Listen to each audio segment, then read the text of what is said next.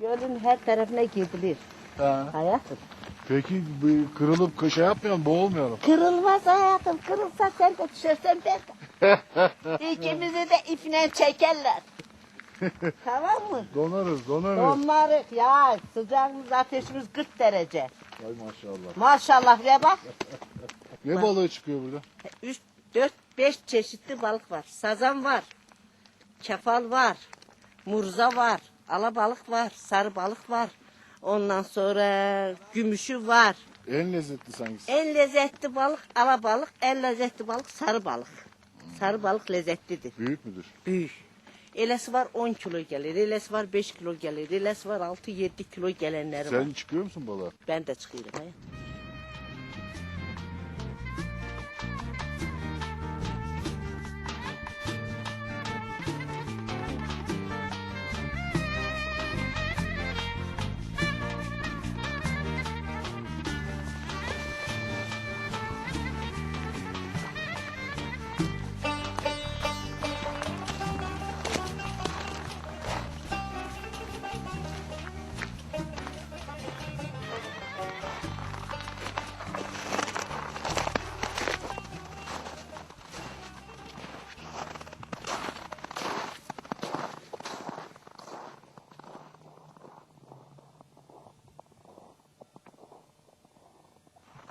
Göz alabildiğine bir göl. Ve ben o gölün üstünde yürüyorum. Yani şu anda suyun üstünde yürüyorum. Ve hayatımda da ilk kez bir donmuş gölün üstünde yürüdüğümü itiraf edebilirim sizlere.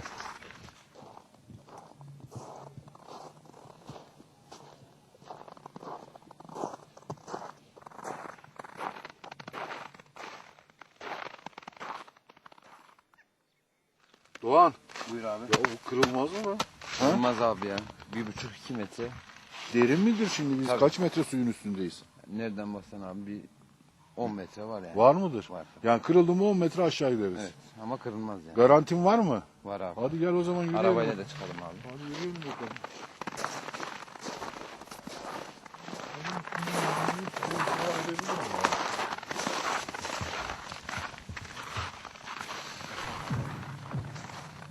Dayı! Kırılmaz değil mi bunlar? Ha bir şey olmaz. O sesler ne? Bir bam bam ses geliyor. Ha. Neymiş? Hava sıkıştırıyormuş. Suyu buzun altındaki hava sıkıştırıp o garip sesleri çıkartıyormuş.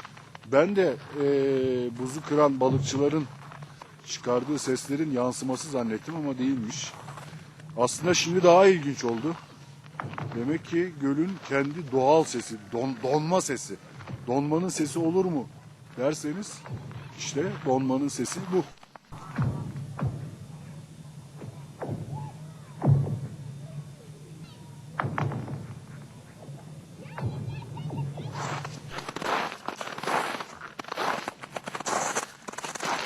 Şu anda Akçakale köyünün kıyısında donmuş Çıldır Gölü'nün üstündeyim. Güneşin olduğuna bakmayınız. Dışarısı eksi 10 derecenin üstünde. üşütüyor. Aslında bu mevsimde buranın gölün üstünün yarım metre karla kaplı olması lazım. Ama iklim değişikliği burayı da etkilemiş. Şimdi burası da Çıldır Gölü de lezzet duraklarımızdan biri olacak. Bu gölün altında yaşayan balıkları balıkçılarla birlikte yakalamaya çalışacağız. Ve yakaladıktan sonra da onların tadına bakacağız.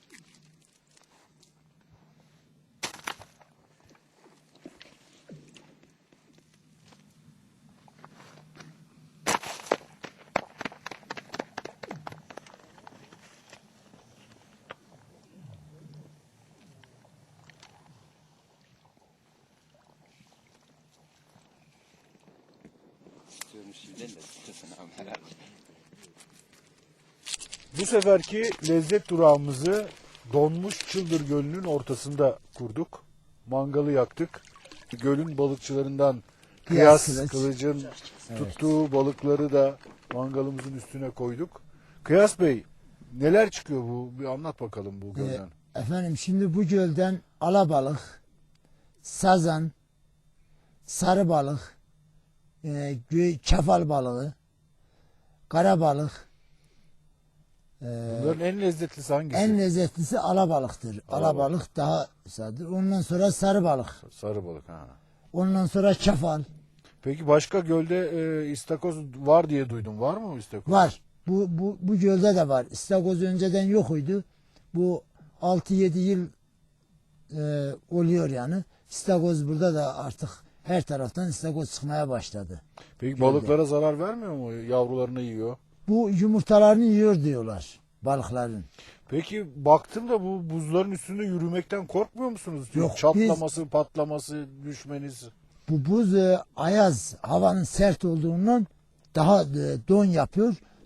Çatlıyor. O hava Sıkışıyor. çok sert sıkışıyor. Ondan çatlıyor. Yani Peki bu gümbür düşmez gümbür bu. ses geliyor. Bu ne? Ses o güçlü yani havanın sertliğinden o ses yapıyor. Daha sıkışıyor buz. Ondan ses yapıyor. Yani kırılacağı yoktur. Bunun üzerine araba burada festival bile yapıldı bu Çıdır Gölü'nün üzerinde. Buz festivali.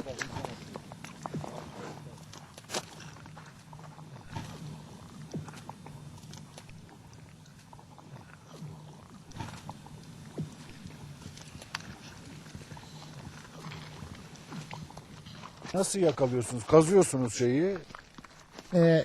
Bulakları zaten biz ilk donarken ağa atmadan önce 100 metre iple 7-8 metre sırığımız var. İpi bağlarız. Sırığı süreriz. 7 metre bulak açarak arayla sırığı süreriz. 100 metre tamamlandıktan sonra ağı dökmeye başlarız. İpi çekeriz bir taraftan. Öyle 100 metre döke döke 1000 metre, 2000 metre ne kadar ağımız varsa dökeriz. O uzun altta kalır. Kalır ha. Çekenden çekene. Yani Diyelim 2 günde 3 günde bir geliyorsunuz. 3 günde bir çekenden çekene geliriz. Bulakları açarız zaten. Nasıl açıyorsunuz? Kazma kürekle. Gazmayla açıyoruz. Bulakları açarız. Zaten ipler bizim bağlıdır. Bulakların başındadır. Ağı kaldırırız. Ağı açtıktan sonra ipi bağlarız. 100 metre ağı çekeriz.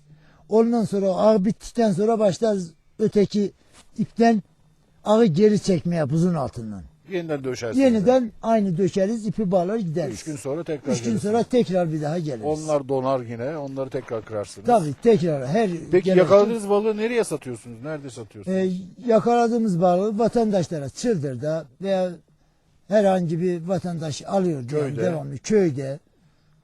Bizim Çıdır Gölü'nün balığı güzel balık yani lezzetli balıktır. Köylüler balık seviyor mu? Seviyor. Çıldırlılar da Tabii seviyor. Çıldır'ın köyleri zaten biz Çıldır'ın köylerinde satarız genellikle. Ha, Yani bal- başka yere değil. Bizim Çıldır balık- Gölü'nde başka mangal yakan oldu mu bizden başka hiç? Yok.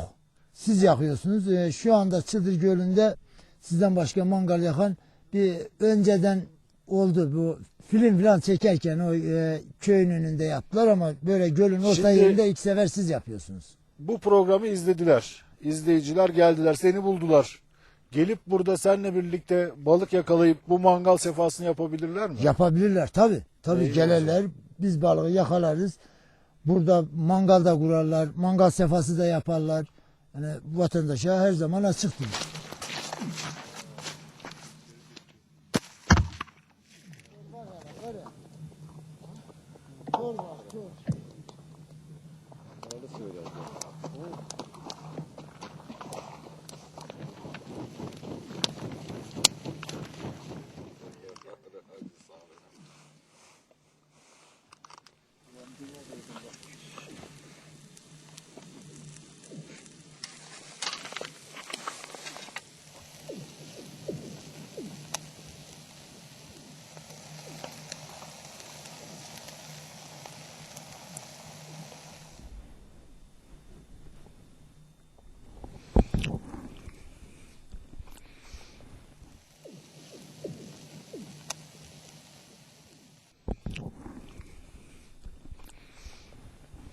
Çıldırın balıkları gerçekten de lezzetli. Soğuk su etlerini iyice sıkıştırmış.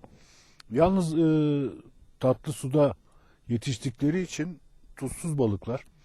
Yemeden önce bol miktarda tuzlamak lazım. Ama gölün ortasında, mangalın üstünde balık keyfi yapmak inanın ki dünyalara değer.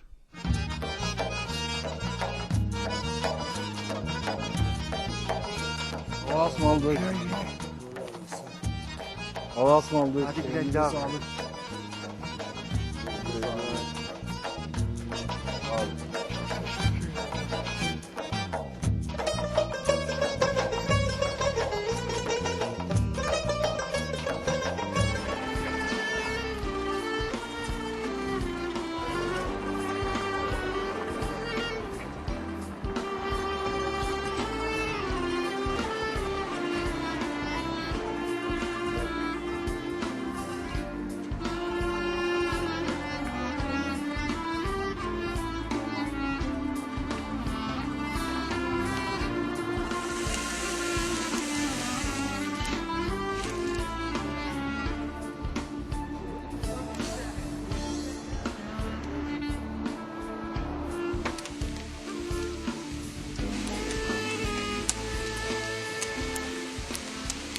Kars denince akla ilk gelen yemek fırında kaz.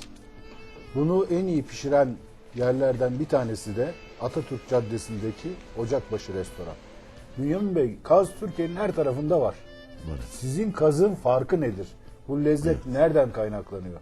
Yöremizin yüksek oluşu ve iklim şartları kazın burada daha iyi yetişmesine, iklim olarak yetişmesine sebebiyet veriyor. Bir de kar düşmeden kesilmez. Yani Bütün ilk yaz önce beslenir, bahar beslenir. doğal beslenir. Her evde hemen hemen 1-2 tane kaz vardır. Yetiştirmeyenler kaz yetiştiricilerinden özellikle kazlarını alırlar. Böylelikle kazın her eve girmesi sağlanmış olur. Peki bize şu kaz yemeğini, bu meşhur kaz yemeğini bütün Türkiye'ye ün salan, herkesin ağzını sulandıran kaz yemeğini bir anlatır mısınız? Nasıl başlıyor başlangıcından masaya gelinceye kadar? İlk önce kazlar kesildikten sonra temizlenir. Temizlendikten sonra tuzlanarak kurutmaya bırakılır. Belirli bir zaman geçtikten sonra bu kurutma tam kıvamına erdikten sonra Ne kadar bu süre? bu süre hemen hemen 15-20 gün içinde kaz kurumuş olur. Kendi kıvamını bulmuş olur. Tabii ki biraz daha beklerse daha iyi olur. Mesela 1 ayda olabilir bu süre. Kaz kendi kıvamını bulmuş olur. Kurur. Kuruduktan sonra yağı da ete nüfuz etmiş olur. Böylelikle kazımız artık kurulmuş, servise hazır bir şekilde, pişirilmeye hazır bir şekilde bekler. Bundan sonra kazın pişirilme aşaması başlar. Bu pişirilme aşaması da ilk önce işte suda kaynatılarak, haşlanılarak güzel bulgurla birlikte haşlatılır. Ondan sonra fırına hazırlanmış olarak bulguru alta serilerek, üstüne de kaz konularak fırının yatak kısmı denilen Yani ateşten koltuk uzak kısmı. Ateşten uzak kısmına bırakılır.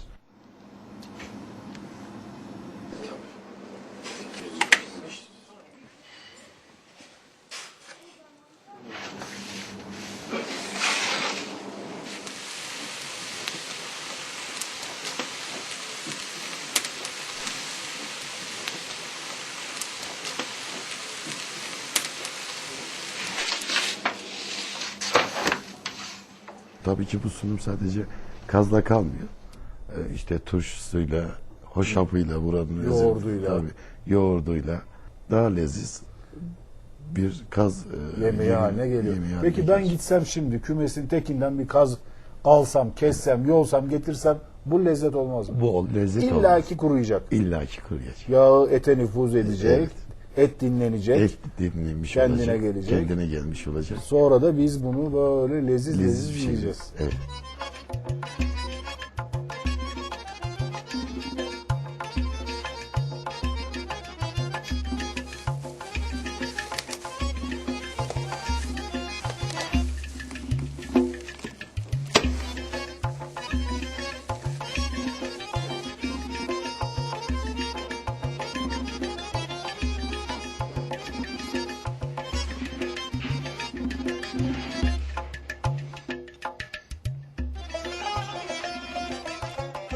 Allah'ım bu kadar yolculuğa değdi. Dünya kadar yol geldik ama dünyanın en lezzetli yemeğini yedik.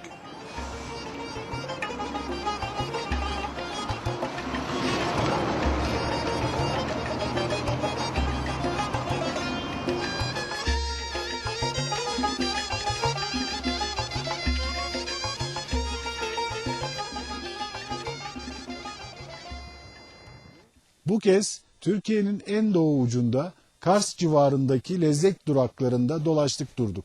Aslında bu mevsimde öyle buralarda kolay kolay dolaşılamaz. Çünkü kar yolları tıkar ama iklim bize izin verdi. En ilginç mekanlara gittik. En lezzetli yemeklerin tadına baktık. Kim bilir bu programdan sonra sizin yörenize de gelebiliriz. Eğer bildiğiniz ilginç lezzet durakları, adresleri varsa lütfen bize bildirin. Bir sonraki programda görüşmek dileğiyle, hoşça kalın.